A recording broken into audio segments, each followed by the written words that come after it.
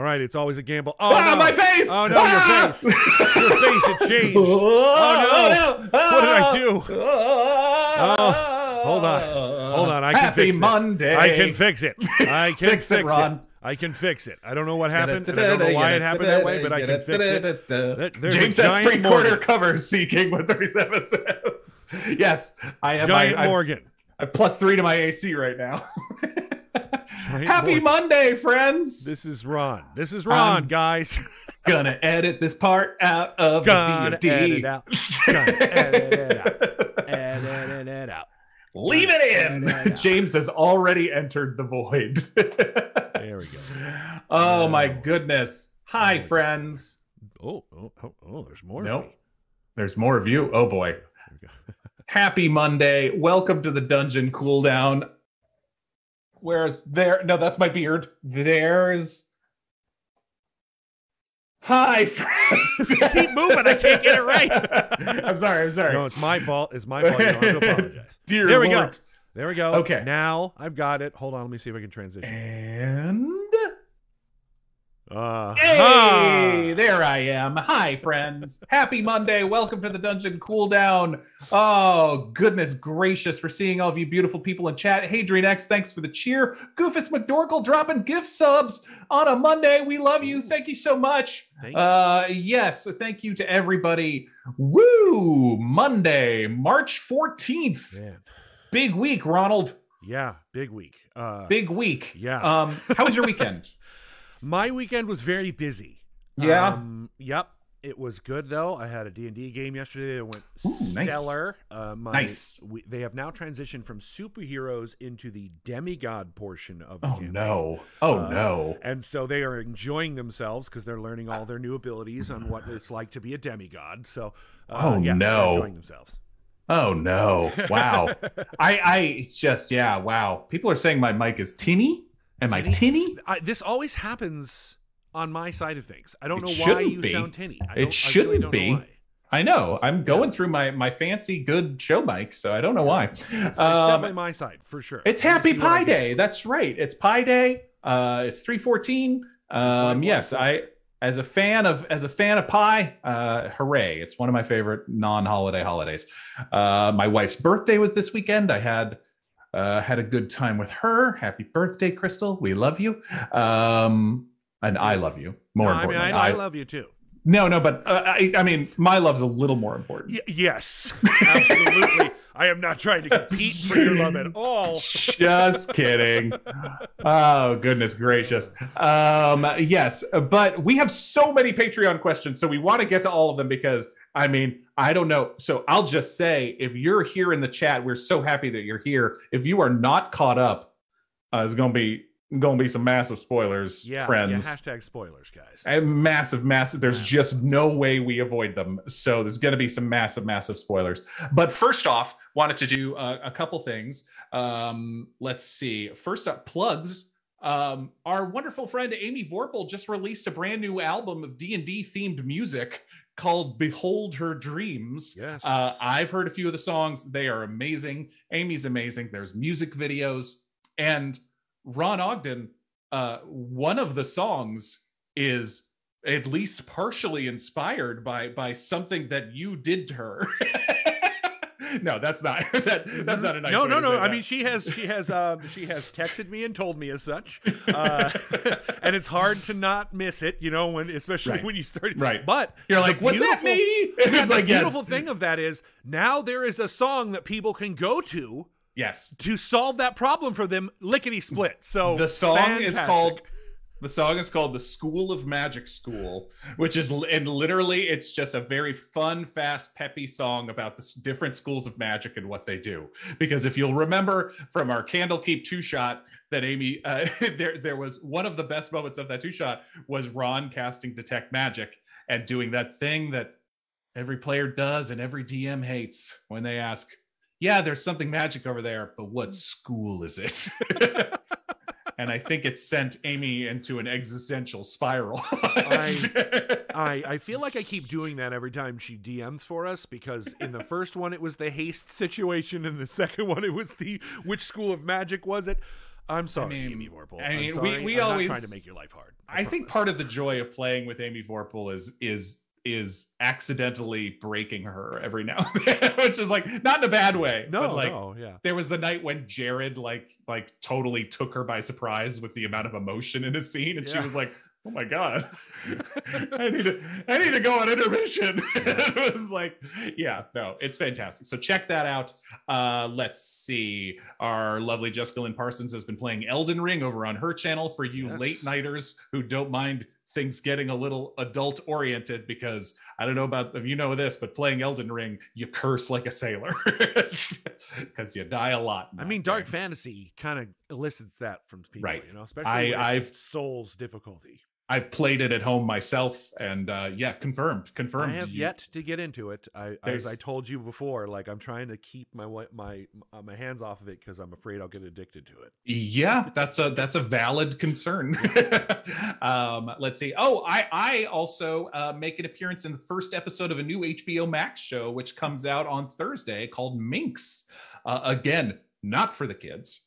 It's a very R-rated comedy. I don't do anything too risque, but it is a very R-rated comedy on HBO Max, starring Jake Johnson from New Girl and other amazing things, and an incredible cast. So you are not a minx in this show, is what you're saying? I'm not minxed. I do play a chauvinistic jerk, though, in the 1970s. Definitely not minx. I warned my friends and family that I've entered a realm of my casting in film and television where I'm getting cast as a lot of real questionable people, playing a lot of jerks lately, and that's fine. Indeed. That's fine. It pays the bills. That's right. That's right. But yeah, okay. But Ron, we're beating around the bush. We are. Episode 112. Yeah.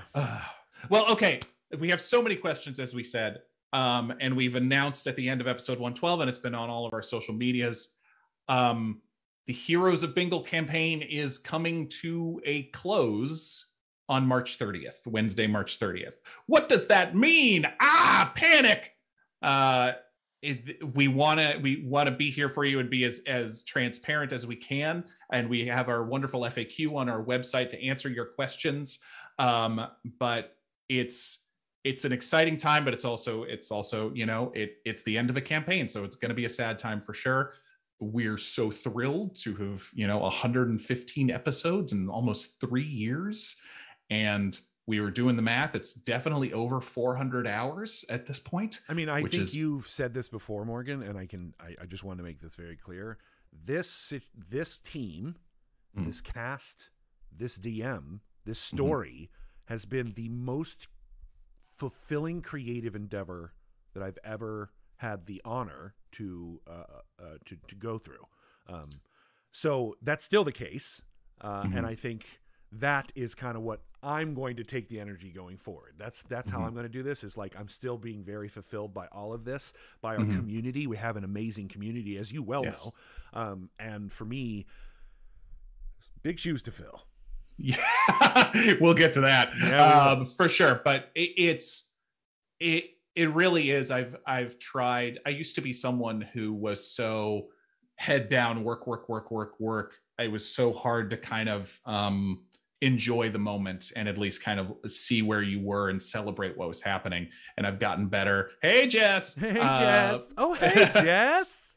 And I've tried to get better about smelling the roses, so to speak. And I had that moment with this story so many times where it's just sort of like, dude, this is great. I'm having so much fun, but also feel so challenged and so inspired. Someone had a very good question, and we answered it on Twitter, but I wanted to answer it here because basically the language that we've said, Heroes of Bingle is coming to a close, and we also say the Heroes of Bingle is reaching a good stopping point for the time being. Basically, I think we all do foresee a world where we are able to come back to the Heroes of Bingle, at least for small bits, because there's only 3 episodes left. No matter how wrapped up we can make it, there will be loose threads. Of course there will. even if it's just going to Kippleturn to find out if Jorel made it to the how that went. No, I think we do all foresee a world where we can come back to it. Maybe not at a fully regular schedule, but that will be months, possibly more than a year from now. That will be a long period of time from now. So it's very hard to promise that. I hope you can understand, but we all want it to happen, and we'll all do everything we can to make it happen.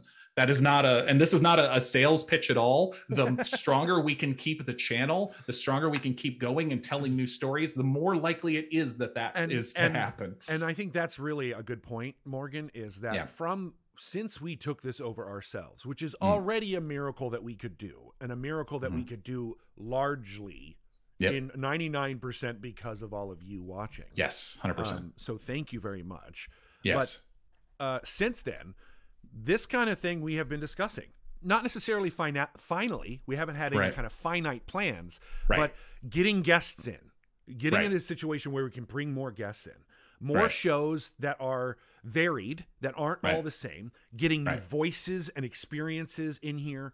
All of that is only made possible by, at some point, this story taking a pause and a conclusion, however you would like to define it, and allowing for those other things to grow.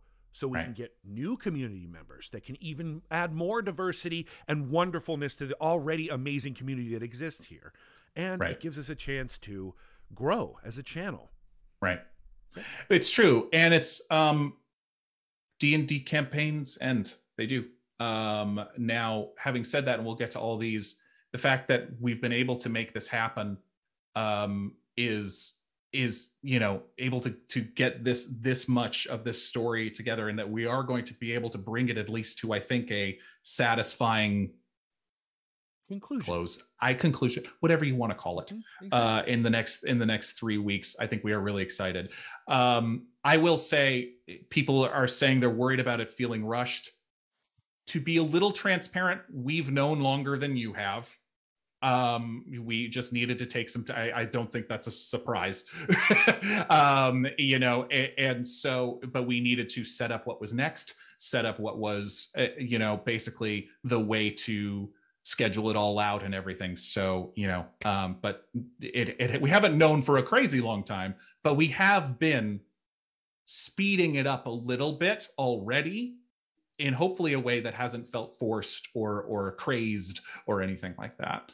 But yeah, we mentioned this in the FAQ, but we also intend to fully involve the patrons in even more, not just in the in-show interactivity, but also in sort of like what people want to see and what people like, what kind of involvement they want to see in the future, because we truly believe in the power of this community, and we're so grateful for all of you. That is absolutely correct. All right. Interactivity is at our heart, has been since the start of the show, and that's really what we want to continue to go forward.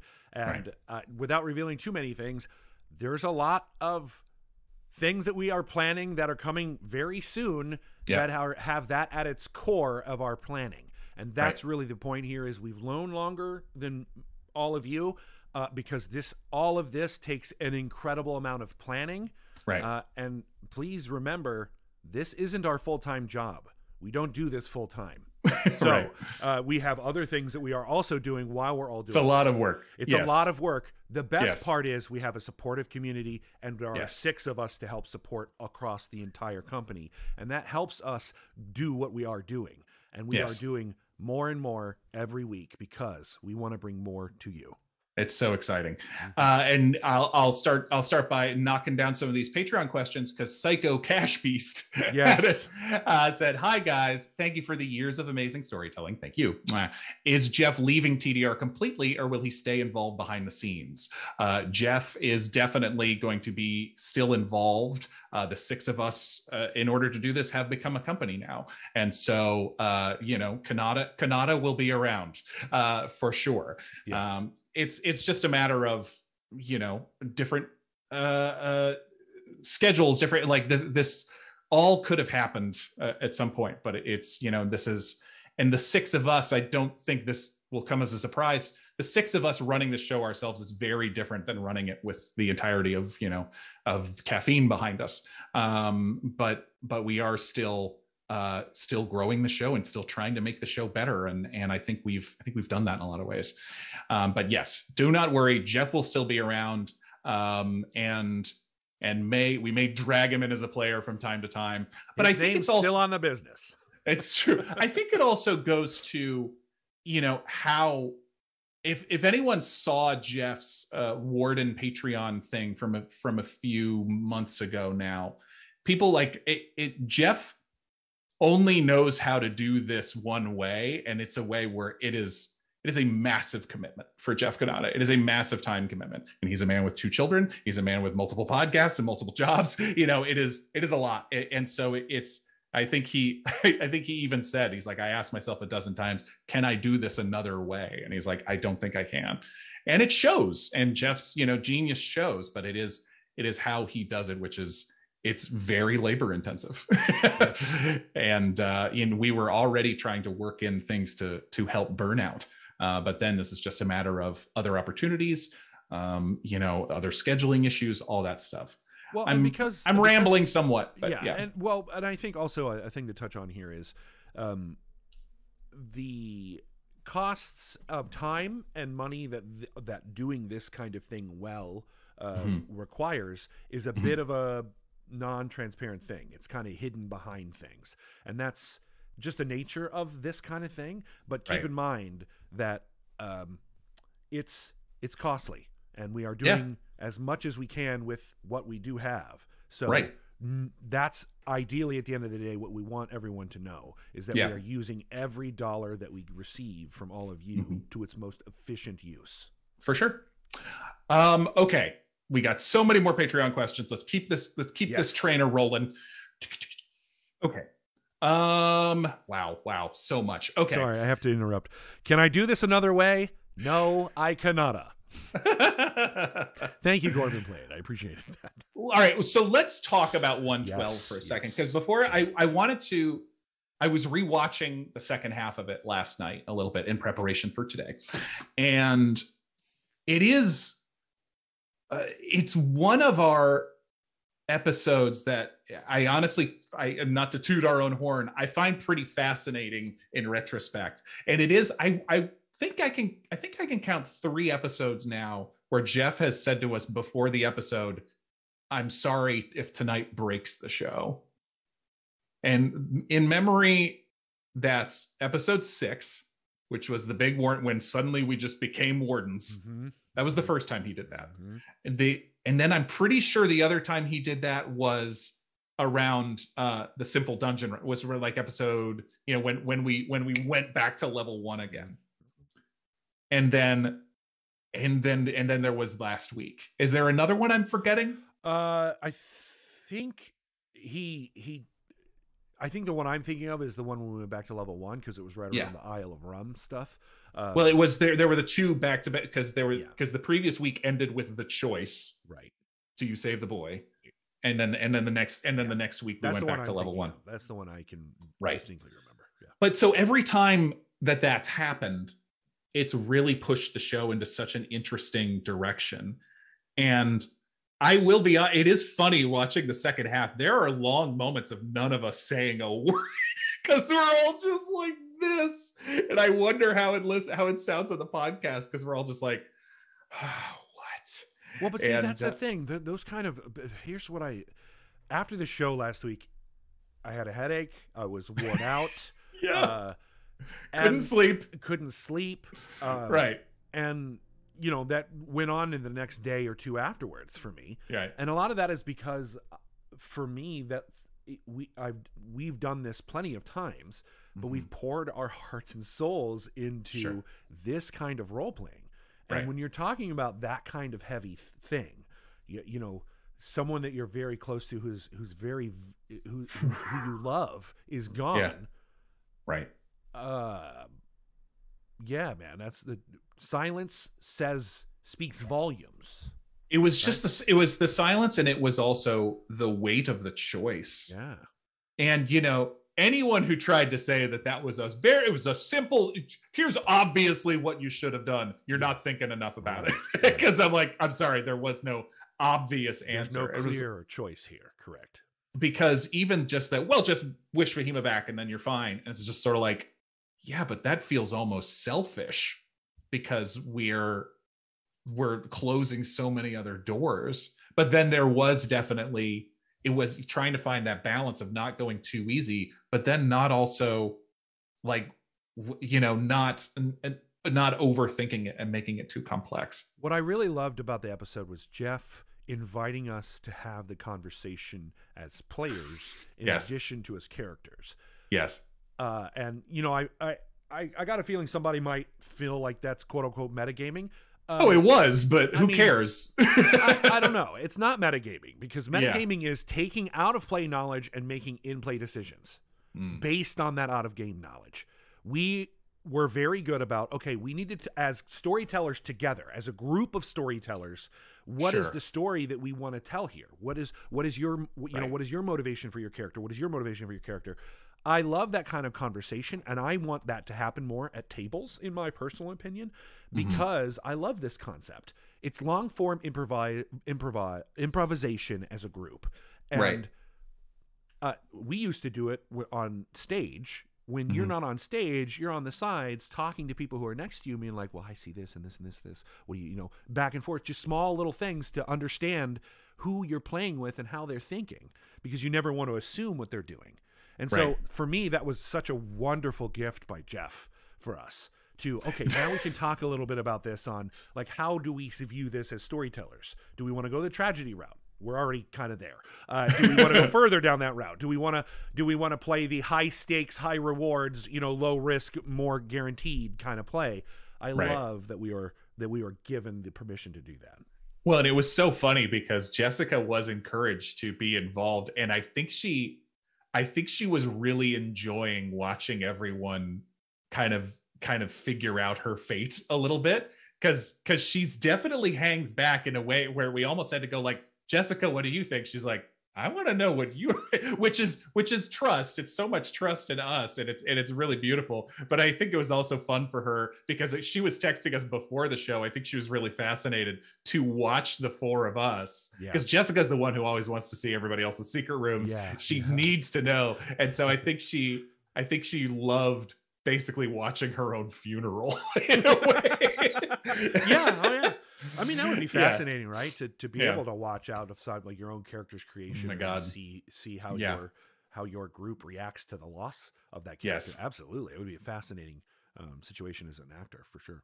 Okay. Yeah. More questions. Yes. Brooke Figgins.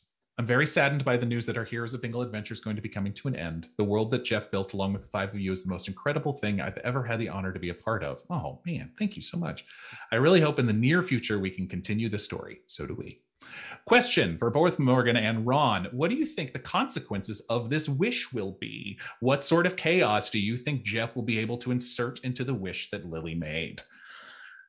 Yeah, so I assume that Jeff and Jessica are going to be having some conversations this week, because basically what we're getting on Wednesday, assuming that the wish works at all, which I think is a mildly safe assumption, assuming that the wish works, it's kind of like we're getting Fahima, but we're also getting a brand new character. We're getting Fahima Plus. We're getting Fahima Plus. And how will that change Fahima? How will, you know, and so I think a fascinating like theme of what they've introduced with Fahima Alia is again, spoilers here. We assume that if you're here, these are spoilers. I'm sorry if I'm about to check it out later. If you should leave now. But the fact that Fahima is Dahlia, the same soul, the same wish, right? The wish of that same soul, just not asked for the same age, and then went through different experiences. Yeah. The thematic question becomes, are you at heart the same person? Right. And that I think is fascinating. I mean, I am someone who loves the idea of memory and stories being what makes us who we are, whether it's Blade Runner, whether it's Doctor Who, you know, and all this stuff. We're all just stories at the end of the day is one of my favorite. It's a Doctor Who quote. And so I think that they are different people, even if even if they're made of the same elements from the start, even if they had the same starting point, just, you know, often completely different directions. I mean, like, and that's been this point of the story with like the Nonezeron stuff, all of the different alternate timelines that we could have ended up with. And so you're right. I think at the end of the day, I think there will be some similarities, but it'll be extremely interesting to find out what these other experiences of Dahlia's will bring to... Well, and what Fahima's experiences will inform Dahlia, right? That's the thing that I'm most fascinated about, is now that you have been a different person and you've learned a bunch of different things as that person, now that your knowledges and experiences are slammed together, which one informs what in which direction? And I think that is going to be pretty cool to see. And it is Dahlia's body. That is the wish. That is the wish that we made, which is it's Fahima's soul, but Dahlia's combined body with Dahlia in Dahlia's body. So she will be a half blue elf. Right. And we're hoping that can help with the drow situation, which the number of times that I've thanked the lucky stars that we made the Diptheed decision back in Thorn the way we did, it felt right at the time, even though I didn't have a whole lot of like tactical reasons for it. It was just one of those things of leading with love and leading with your heart. And that's not steered us wrong in the past. Because we could have just left her. We could have killed her. I don't know if any of us wanted to do that. No. Civ was close. Civ thought about it.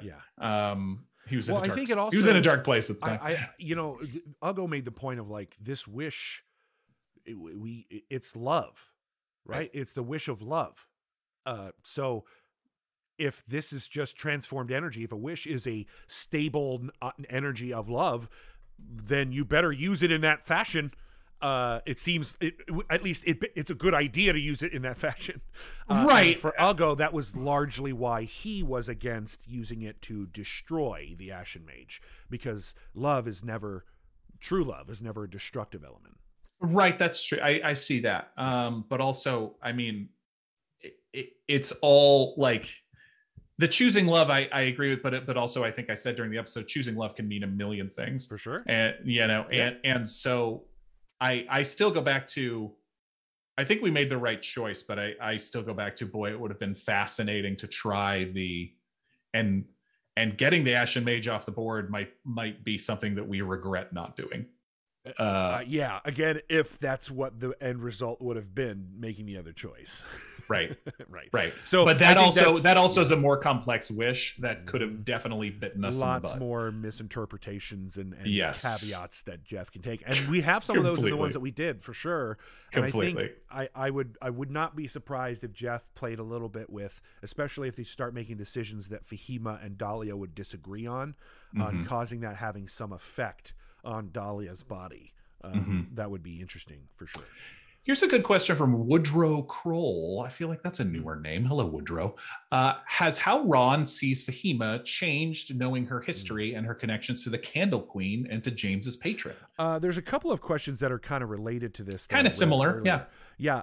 Especially somebody put it in the way that I thought was interesting and felt like I could really jump off of. And I think it was Thomas Colton. Oh wait, no. When Uggo started telling Fahima. Yes, it's Thomas Colton. Thomas Colton also says, Ron, I think it was back around the time you guys hit level 10. When Uggo started telling Fahima he thought she was the avatar of the Candle Queen. Now that Uggo knows the actual connection to his goddess, will he act differently towards her going forward? Also, did you have Uggo say this because you suspected there was some truth to it, or did the revelation surprise you? The revelation did not surprise Ron.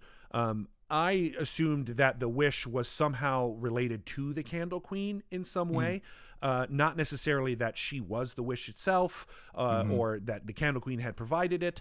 So in Uggo's eyes, I think he got it right. He thinks he got it right, because if you are a stable magical energy of love in the form of a wish granted by a god, isn't that an avatar? Maybe. There could be an argument made that that's an avatar. And if she's an avatar, that would make her essentially an aspect of the Candle Queen. So in Ugo's view, he maybe didn't get it right on. She's not Candle Queen herself because he met the actual Candle Queen. Right. But pretty close in that she is literally the magical embodiment of the energy of the Candle Queen. I mean, yeah, I think the wish itself is chaotic, though, and well, Candle Queen isn't necessarily always lawful. It's true. I mean, truth is neutral. And the oath is very chaotic in nature if you read it. Yeah. Truth is new. I mean, gods of knowledge and clerics of knowledge are lean towards neutrality because sometimes you got to break a law in order to tell the truth because the law doesn't want you to tell the truth. Yeah, very true. So, yeah, absolutely. Very true. So many questions. Okay, let me see. Okay, but let me make sure I got all of Woodrow Kroll's too, because he changed knowing your history. No, I don't. I think his. We haven't connected it to Shothragott really at all yet either. Yeah, which is a big question, right? And I think a little bit of that is Ugo's feelings on Fahima have only gotten stronger, in that he is the source. She is the source of the passion of his oath. And James is the source of knowledge in his oath. And so there's a part of him that doesn't like what's going on with James. Some of it is because it's that's fair. Demons and devils. Yeah, some of it is that. And I think Ugo at first, not necessarily understanding where his uncomfortability with the situation lied, made it about demons and devils. But then as he more and more talked about it, it's like, no, it's more about the loss of James. This is me worried that James is going to be lost, and what we're left with is the shell of James. Correct. And that's, I think, where Ugo lies most with that. That's what James has been afraid of since Shothragott first popped up onto the scene in episode 14. I think I'll remind. I know this got mentioned in the story, but I think that I was able to figure out that Miracis was Shothragott. I mean, obviously, as soon as the Quake Warden said Miracis made a deal, I was like, oh no. The one who made the deal got it right away. As soon as I heard it, I was like, Miracis is Shothragott. And I had said this in the past, but it didn't get said often, which is that Shothragott is not actually an old one. And that I've established that and talked about that. I think the first time I talked about Shothragott in episode 51, which is still, I'll always remember that number because it's one of the biggest nights of the show for me, where Shothragott is a creation of the old ones. And so there was sort of an understanding that, and that was something that Jeff and I built into Shothragott. It was another one of those gifts maybe he knew where he was going with it immediately. I did not. And so I was like, I sort of like that it's this newer creation, but do with it what you will. It was just sort of one of those things where giving yourself a creative gift without knowing where it was going.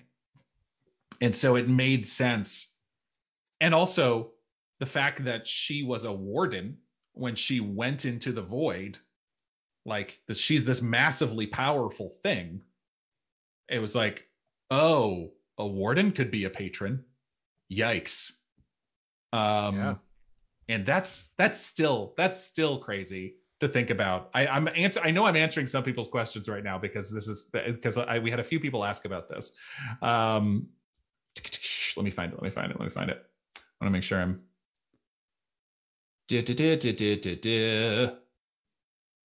questions. What does James think? This is from Dr. Sparks. What does James think about the revelation context of who his patron is? What do you think of the Void Warden as a concept? What powers would you expect them to have? Void Warden is terrifying. I think the powers we would expect it to have are a lot of the powers that we've seen James manifest. We've seen James, whether it's the hunger of Hadar, whether it's, this wind and screams and vortexes and teleportation and everything like that. I think that is probably I think that's all connected to, you know, it would be, their powers are probably similar to James's powers. That would make sense because the Void Warden is James's patron. Right. But boy, man, so I know we talked about this. It's in a way, and I still don't totally know what we're going to do about it, but in a way, it is good news to James. James sees it as good news that Miracis is Shathragat because Miracis. Why? Sure. Or at least what I think with James, why maybe James is a little excited. I feel like if Shathragat is the source for excited, James, yes, but I excited as a inadequate word, but yeah, sure. James seeing that Miracis is there, and Dahlia was believed that she was savable, therefore maybe so is James. Yes, that is definitely maybe connected. James can free himself by freeing Miracis. James has asked Shathragat again and again about, like, what do you want? And I don't know that we still know. I don't know that we know yet.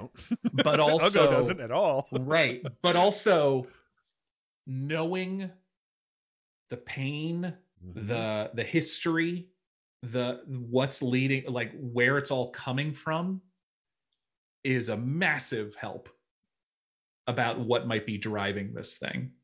But it also means that there's something behind Miracis.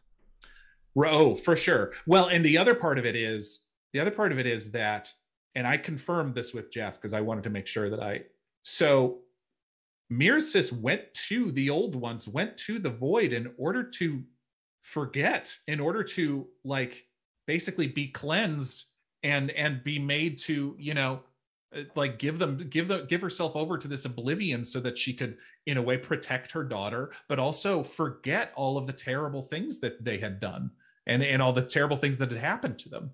Yep. So the Shathragat we've been dealing with, I assume, doesn't know who she is. Right. Until this week. Because let's remind ourselves, it has been heavily confirmed that Shathragat sees everything James sees. Yep. And so I'm like, oh, dude. Like, I think I joked on the Discord that, like, Shathragat could be having a total existential crisis in the void right now, which is kind of funny to think about. Just sort of like it being revealed who you are, why you are, what you did to get here. Mm-hmm. It's a lot of identity crisis brought on by trauma. Yeah.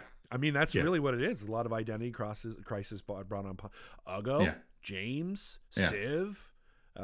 Even to a certain extent, Lily, right? And the loss of Bingle and all that. It was trauma and all that brought on. So it's such a fascinating amalgamation of magic and dragons and gods and earnest acting individuals. It's going to be a crazy 3 episodes. I know. But it is definitely connected to what you said, where it's like, does that mean that James thinks there's potential for redemption in there? Yeah. The fact that it's just a person, you know, that who made some bad choices and they could be saved, which if you save Miracis, I have to think, you know, by the transitive property, you save James. Yep. So yeah, that is exciting. Yep. Now this certainly won't be easy, but it's a clue, and James hasn't had a clue as to how many times have we said, James, how can you break your pact? James, how can you stop being turned into a demon? And the answer has been, I don't know, forever. Now there's an inkling. Yes, exactly. Okay, more questions. Cool. Grasp my hand. Hey, buddy. says, hey guys, is there anything specific that needs to happen over the final HOB episodes for you to feel completely satisfied from a character level? Or is the resolution of our primary conflict your only priority? You guys have a lot going on, turning demons, Turles, King of Thorn, converting Thorn orcs to a new way of life, etc. I'm just curious if there are things you're really wanting to get in before the end of March, assuming you're alive with your memories intact. A very similar question by David Gen Pro. It's Nice. sad that this great story is coming to an end this month, but excited for final 3 episodes. What hopes do you both have for your characters? Ugo, benevolent leader of Thorn, who fully institutes democracy. James sacrificing himself or returns to quiet life as a librarian. How about hopes for the other characters? Have an awesome final 3. I think that I am sort of, yes, there are things I would like to happen. I don't know what will be able to happen in the remaining three weeks. But having said that, as I said earlier, we hope to, at least continue in some sort of way down the line, maybe come back for this or that. But again, that's hard to promise.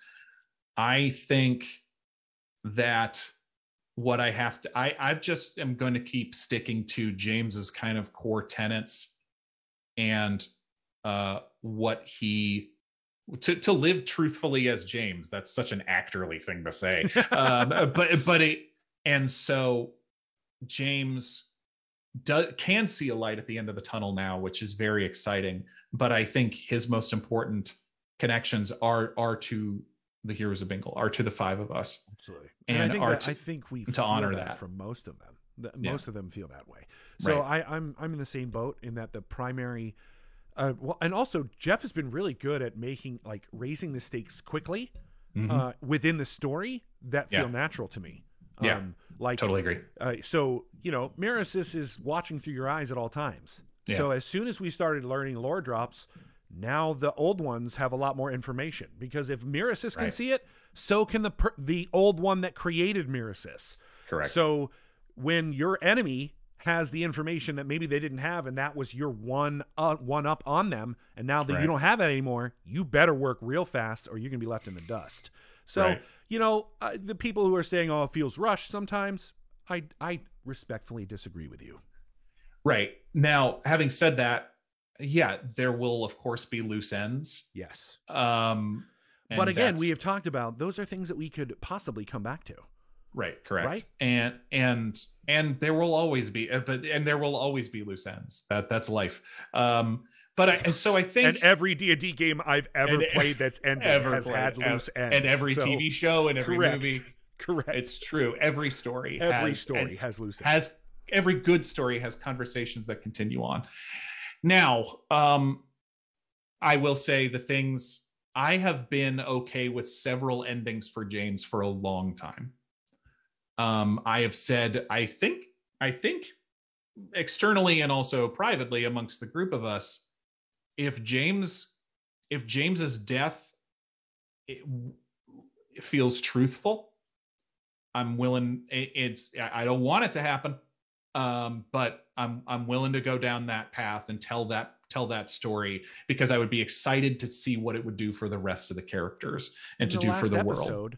When Ugo begged and pleaded for Lord Ereban to trade places with Fahima, if Jeff had allowed that, I'd absolutely been like, yep, Ugo's dead. I'm fine with that. Right. Done. I know that was the tragedy of episode 111 was you've got James and Ugo who have both, for multiple reasons, been so willing to lay down their lives. And the fact that it was Fahima who made the choice and did it was so tragic. Oh my gosh. You can see it on our faces when it's revealed to us. Oh my gosh. You can see it. I went back and watched it. I was like, oh, that's the moment right there that Ron as Ugo realized I'm not going to be the one that's sacrificed. I assumed that it would be me.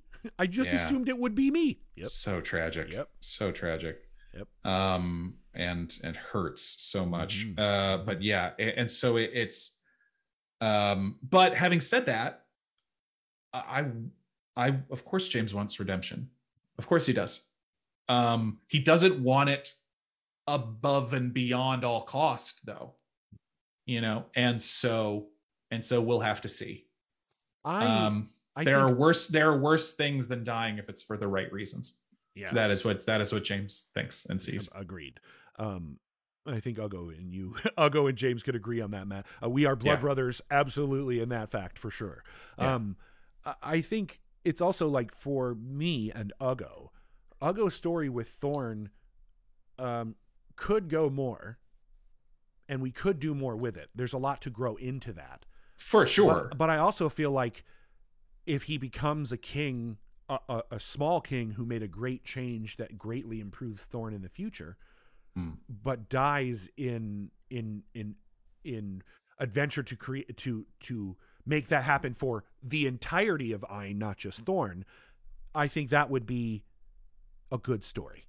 That's been a recurring thing through these stories. We've said so many times. We said it about Olsvach, we said it about Thorn, we said it about Turles, where it's like, we could stay here for another year of episodes and do the work, but that's not what our job as the heroes of Bingle is. We're sort of on a quest. Right. And so we just have to do the best we can to leave each place better than we found it. Right. Sometimes we didn't always succeed at that, obviously.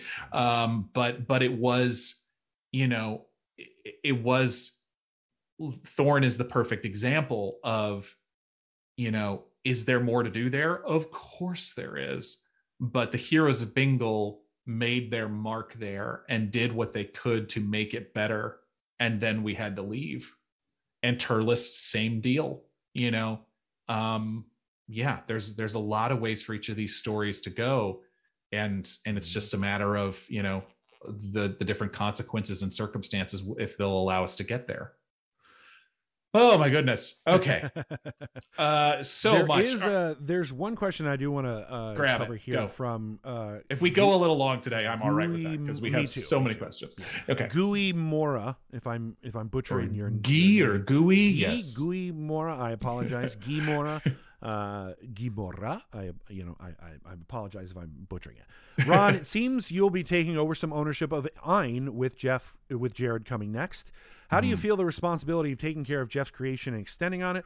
Are you getting consultation sessions with Jeff for some time to align expectations? Well, first, I'll say we have had 112 episodes of consultation sessions with Jeff.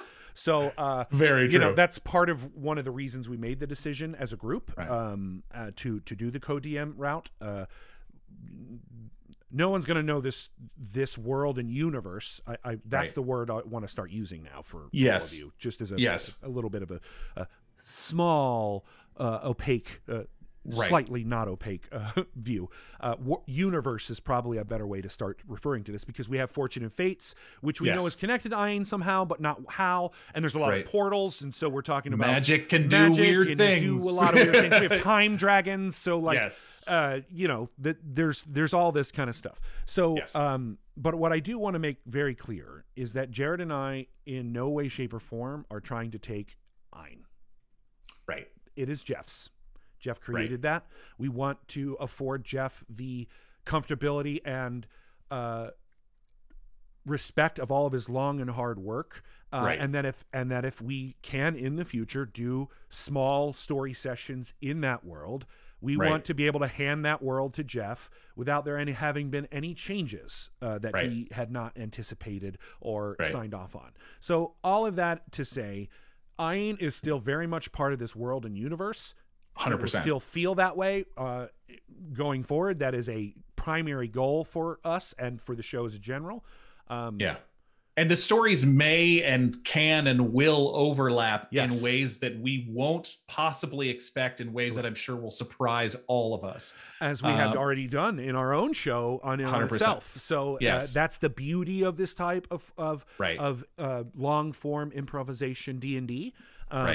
So all that to say, hold on to your butts.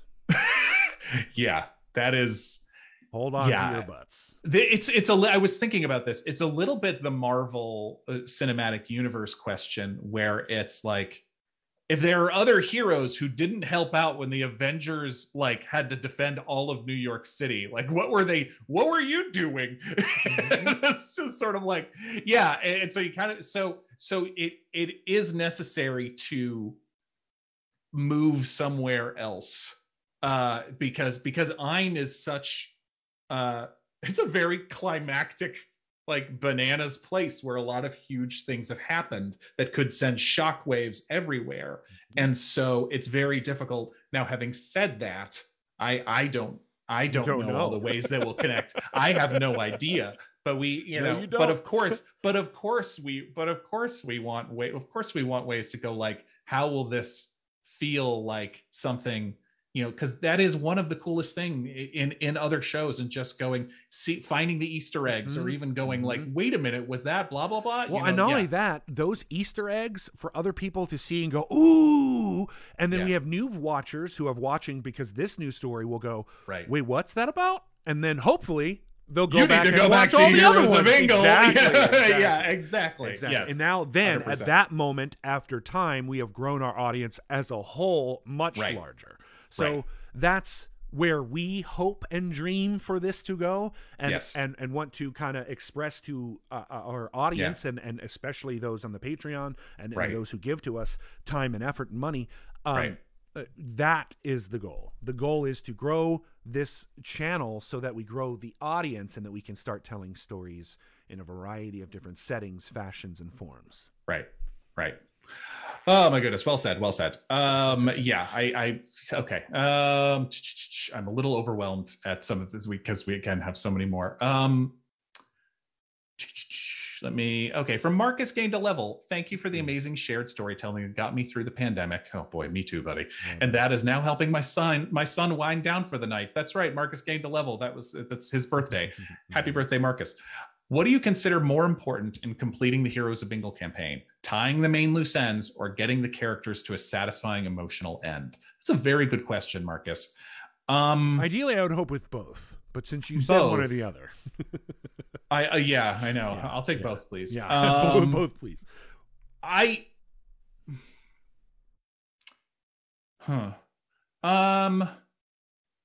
is a very good question. And it's a tough question, because I think that a satisfying emotional end could be an end that doesn't end. Does that make sense?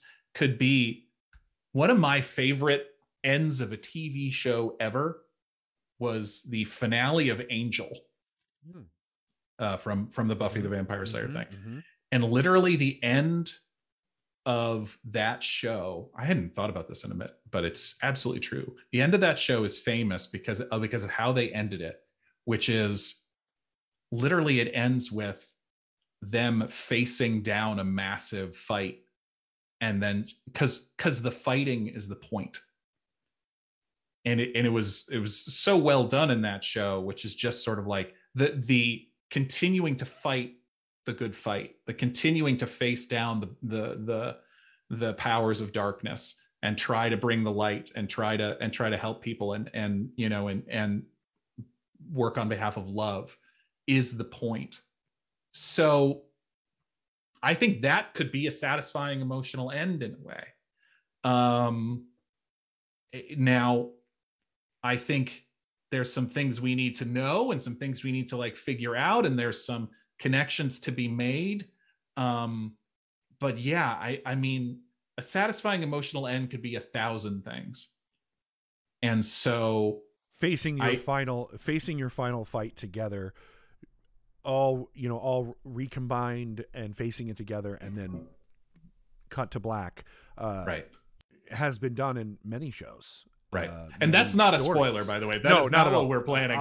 But it was just a thought that just occurred to me, which is just sort of like a satisfying emotional end does not need to be riding off into the sunset. Correct. And so it could be a million things. It could be walking away from an explosion and putting on sunglasses. I mean, yeah. Well, no, that's what it is. That's what I want. That's what I want it to be. There it is. That's what I need it to be. Spoiler. That's what it is. Cool guys walk away from explosions. That's right. Uh-huh. Marcus Gained a Level also said, will the new campaign be set in Ein? Will you be DMing from a shared bathtub, Ron and Jared? You're going to have to tune in to find that out. I know. We're not going to give that content away. We're not going to give that away. You don't get that one for free. Oh, my goodness. Okay. Drama Piranha. Looking forward to these last 3 episodes. Without needing to provide specific details, how are you as players approaching the upcoming episodes knowing there are only 3 left? Do you have a list of key things you want to accomplish, or are you just planning to go with the flow? I'm approaching it as I have approached every other episode of this show, which is I have a character who has wants and needs, and I'm trying to achieve them as best as possible while also being a good improviser, and by trying to make everyone else that I'm improvising with look brilliant. I totally agree with that. I have things, I don't have a wish list. Honestly, my dream spell with Persto was probably my last hanging participle, of like, I really want to do that. Now, having said that, from here on out, I'm like, here's, as you said, here's James's wants and needs. Here's what James thinks is best, but like, and then just got to live through the circumstances. Yeah, I think that's, key things I want to accomplish. I mean, wanting Fahima to survive, I think is a big thing for James, even though there were times when she had sacrificed herself, and when we were considering what to do with the wish, there were several scenarios that that James, I'm referring to myself in the third person, that James had to consider that involved not bringing Fahima back. I genuinely I went into that conversation thinking maybe saving the Blue Elves is the thing to do. It's also a strong. Yeah. Well, that was one of the reasons why I asked Jeff, as Ugo, sort of like, are wishes stronger than God's? Because if they are, then we know what to do, and if they're not, then this becomes more complicated. Right. Of course, it came more complicated. Very, very, very, very complicated. And here's the thing: we made what I would arguably consider a less riskier choice.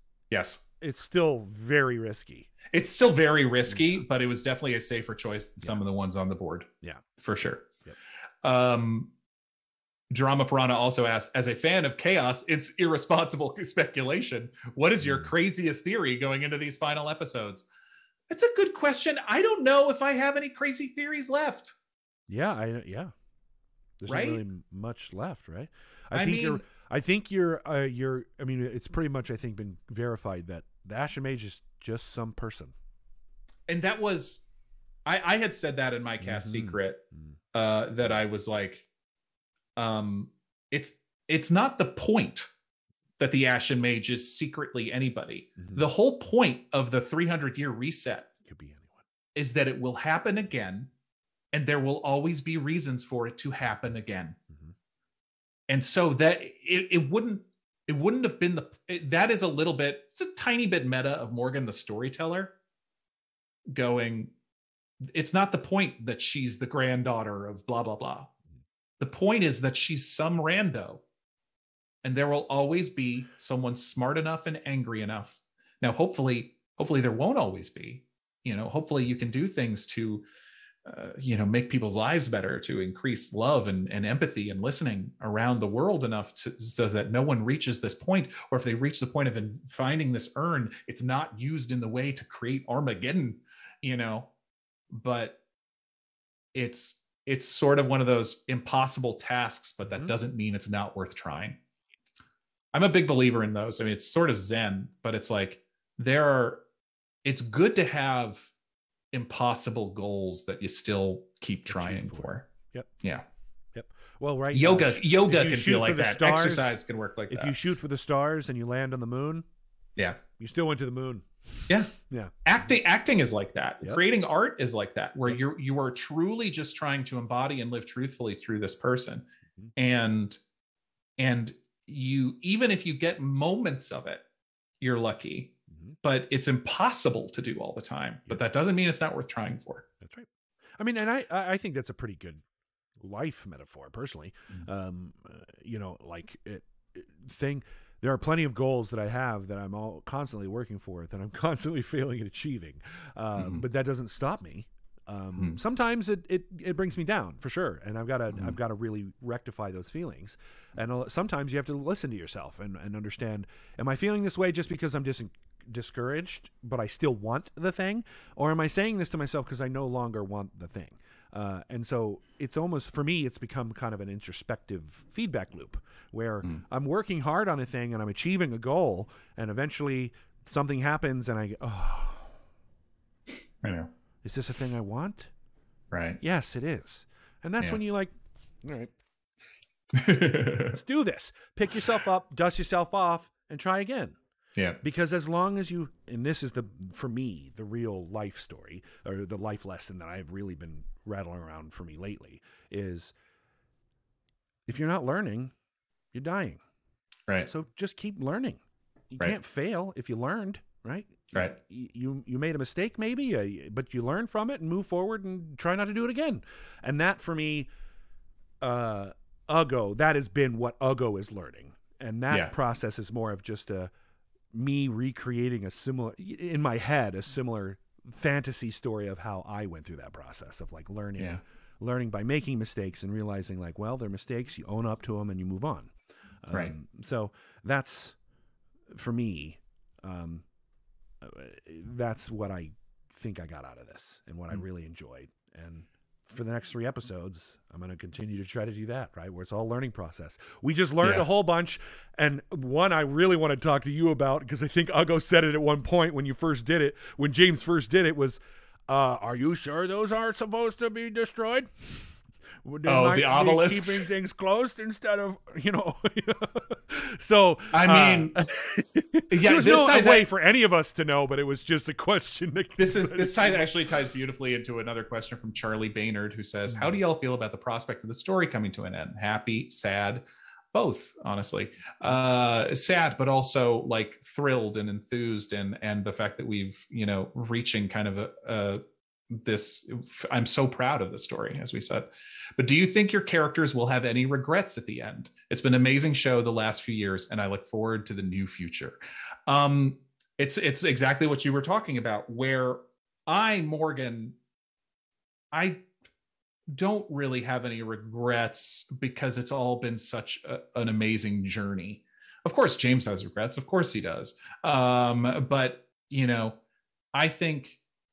the obelisks is a big regret, but I look back at those moments in the story. I mean, that moment around the lighthouse was such an important arc for James, revealing who Shafragat was and his connection to the old ones, to his friends, going back to the lighthouse, fighting the Viscount, Eldritch blasting him in the chest, which is still, one of my favorite personal moments. And then that fight, and James was seething with anger. And this is the other thing, slight regret of, we should have killed the Lord of Crows and not banished it. That was such an interesting callback that Jeff brought up, that the fact that we banished the Lord of Crows and didn't kill it inadvertently caused the death of more people down the line. But here's the other thing. If I hadn't banished the Lord of Crows in that moment, Fahima was toast. Yeah. I remember that fight very well. She was getting messed up, and the Lord of Crows was like on top of her pretty much. So if I didn't banish the Lord of Crows, Fahima might have died. Yep. So what can you do? That was the right decision. And so walking away from that fight, I was literally seething with James's self-hatred and of these things that he'd connected himself to, and how much danger he'd put his friends in as a result. And so at the time, we found this obelisk that seemed to be a symbol of it. And what was James going to do but just destroy it? Well, and it's also becomes at the time, it's the object of his frustration, and it felt good, and all that too. It was all wrapped up into it. I love that. I love the destroying the lighthouse scene. Oh yeah, for sure. We talked about turning James into a giant ape for a second. I mean, it's like, no, we can't do it. All right, never mind. It was such an image of James and then Fahima and Lily deciding to help him out, just trashing this lighthouse in the middle of the day on like a Tuesday. All of a sudden, somebody nearby is a fisherman. Casters just destroying this lighthouse. I loved that moment. So the regrets about the obelisk, sure, but also the story moments. I Morgan, don't regret it at all, because the story moments were so great. I think Uggo kind of voiced some of his regrets already. One, especially when he realized that and for me, that's really what this has come to is when he's named Truth Seeker by the Candle Queen, Amanda, and then they get there and they learn the truth. And the truth is that Fahima is the magical wish energy of the Candle Queen in answering a believer's requests for reinvigorated love. Uggo, then the truth is kind of revealed to Uggo himself, which is what the decision I made with Braca was the wrong one. I mean, his personal opinion in the moment. I did not respond with love. James certainly feels that way for sure. And now Uggo feels that way too, because his solution, the Candle Queen has revealed now the truth to Uggo that the best way to solve a problem is through the use of love. That's what this is. You solve the problem. Right. Here's love. This is what I believe in. And that's the truth revealed to Uggo. And it's almost like, for me, that was a nice little bow that I got to have from Jeff, whether he intended to or not, where that, like, Uggo's truth is love was, if you look back, Uggo, every time that you responded in love, the solution was good. And when you did not, it was not. Right. So that was it for me. I mean, Olsvach is full of regrets, of course. And I mean, it was funny. I think we've got some, one of the favorite things lately have been new viewers showing up and coming onto the Discord and letting us know where they are and they're catching up. And so we were talking about the goth makeup episode, which was episode like 70, I think, or something around there. And that was, I think, the episode that I cried the hardest because of the Uggo and James fight and how tough it was. And that was a regret for James, but it also, and it made me genuinely sad in the moment, but it was such an important kind of story beat, because it was James really was trying to keep the family together and felt like it was cracking apart in his hands, and couldn't stop himself from fighting with Uggo in this moment when we just lost Fahima. It was, God, broke me, man. That was really sad. And that scene with Civ afterwards, where I was just like, I'm trying my best, man. And that was something hit deep that night. I don't know what that was. What might have been the eyeliner. No, it wasn't the eyeliner. But it was, something punched me right in the stomach that night. Well, and just to more of a little on Uggo's journey here. We're storytellers. So Ron understood that Uggo's choice at the moment was probably the worst choice he could make. But since we're telling a story and our characters are flawed, you needed the story to feel natural for it, in my opinion, to make it feel natural. Uggo has to come to that conclusion by seeing other instances and it be made very clear. And it's trust. Yes, it's about trust in the story, and trust that it will, even if this is a mess at the moment, that we'll bring it in a way to make it worth something, to make it mean something. Yeah. And that's storytelling, right? It's using these moments and having the confidence as a storyteller to let go of them and let them exist as they are, even if they're problematic or especially messy. For Uggo, problematic and messy, but then being able to find the natural conclusion of it by letting it exist. Again, it goes back to that silence in the last episode you're talking about, and how does that reflect? It's like, we're dealing with heavy things, and when you're talking, I don't know about you, Morgan, but when I talk about heavy stuff with people that I love, like Heather, like when we talk about hard things that are difficult to conversate about, there's a lot of dead silence. Sure. Because there's thought and there's consideration and respect for the thing that is actually occurring. Right. And so I would, especially going forward in stories, I would love for that to become more of a thing that we do, is let these messy things exist and then allow the story to naturally conclude them in a way. Yeah, this is apropos, because as we're going into like prepping different characters, I have an idea for a new character that I'm really excited about. I'm also excited about it, by the way. Thank you. Yeah. I think that it's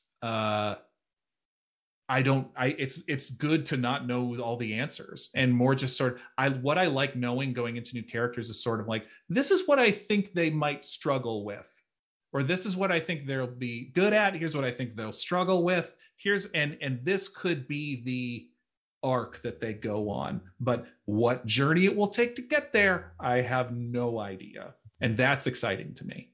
When I just sort of get like here might be some touchstones, but boy, I have no idea. I just think it'll be fun. The journey will be fun.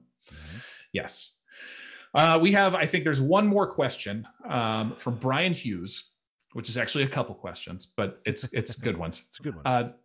Brian Hughes says, do you think there's any chance that the Drow do not know that they come from blue elves because of the memory wipe? So Dahlia Fahima may not have as strong an impact on them. Brian, that's a very good question. I think that could be partially true, but at least some of the Drow we know were Sky Children. Well, and one of them, so at least one of them. But some of the Drow were Sky Children, so they remember the blue elves, even if they didn't know that they were blue elves. And so I think that's very possible, but also I think being able to show these cursed people hope and say, this is what you were and this is what you can be again. You don't have to live down here like this. You can be part of the world. You are free. We haven't forgotten you.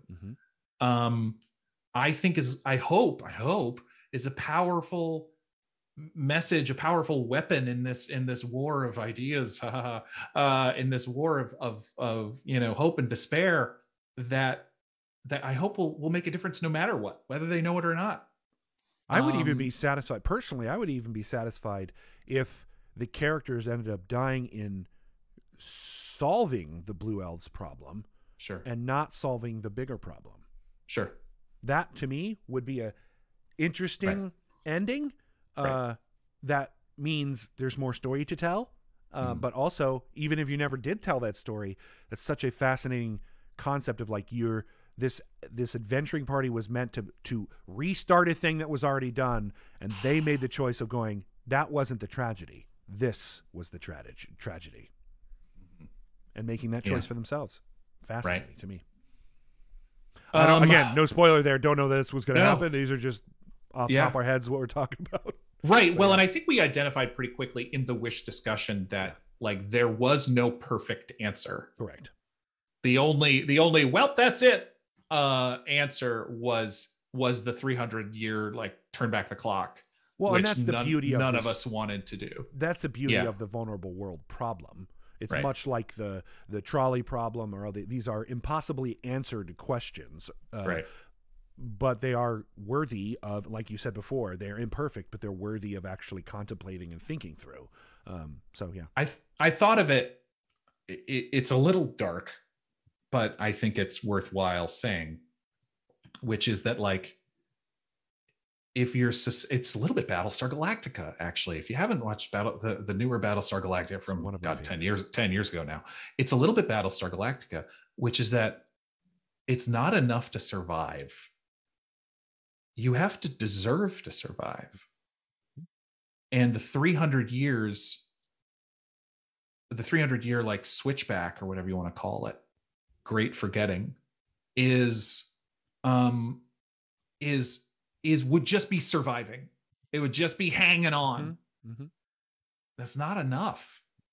And it brought up another thing too, which is I think a thing that's come up in history a lot lately for a myriad of reasons, which is if something is based on lies, should it survive?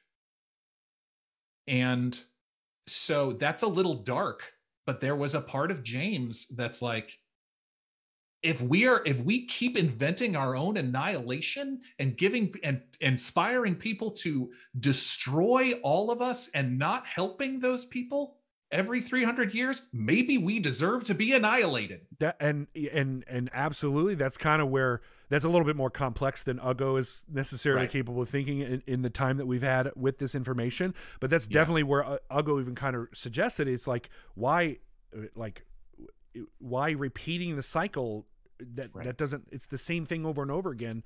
That's what we define sometimes as insanity, like no expecting a different result, but just continuing to do it over and over and over again. That's not a solution. At least trying,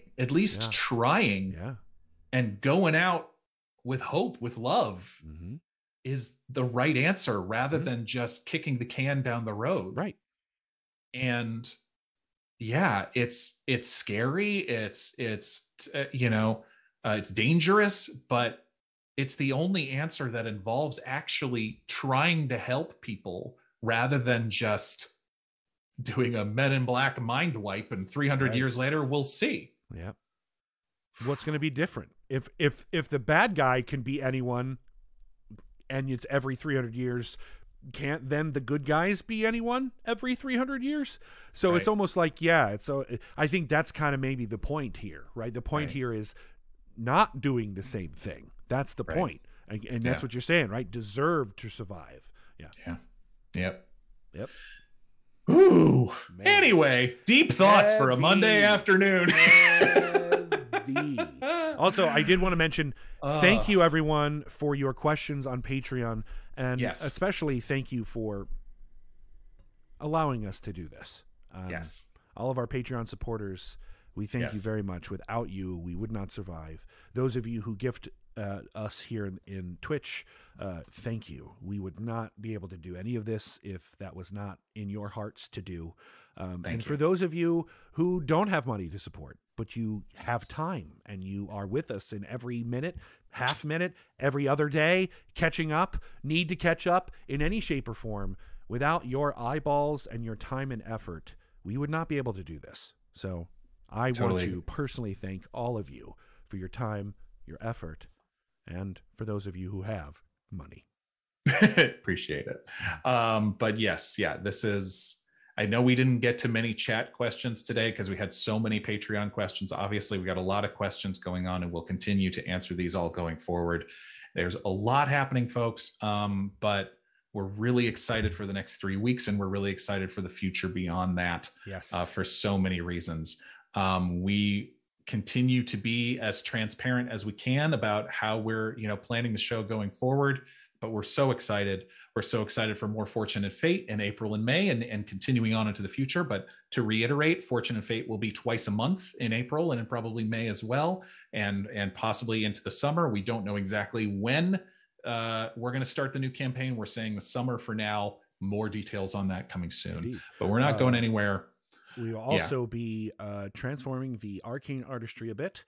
We have plans on bringing that back as a live show with Jared and I, and answering all the DM questions.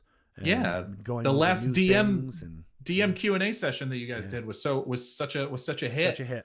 That we're going to keep doing that. And it is our hope to kind of grow that show as well, get some special guests, maybe get some sneak peeks on things. It's all in the plans. Lots of plans coming in the next months. So stick around. I promise you. Hold on to your butts. Hold on to it. Okay. I think Ron, we're almost 30 minutes over. I think we did. I think we did good, well. Good show. Good show. Great, Ron. Doing great, Ron. Doing great. Doing great, Morgan. Doing great. Thanks. All right. Well, we love you all. Thank you so much. Thank you to everybody here in chat. Thank you to patrons. We'll see you on Wednesday for episode 113. Can't wait. And have a great week, guys. As always, humankind, be both. Stick around. We will also raid. I almost said invade. Do a raid. We're going to invade somebody.